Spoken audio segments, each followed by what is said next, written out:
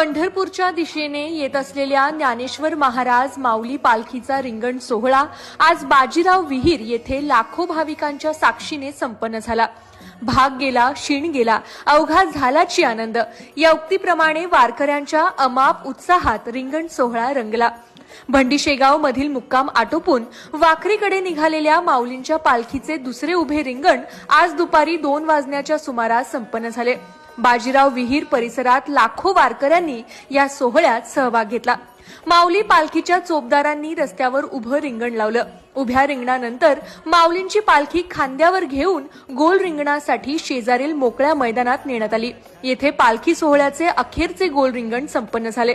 हा रिंगण सोहळा पाहण्यासाठी सकाळी 7 वाजल्यापासूनच भाविक जागा पकडून बसले होते। दुपारी 4 वाजता संपन्न झालेल्या या रिंगण सोहळ्यावेळी पावसानेही हजेरी लावली।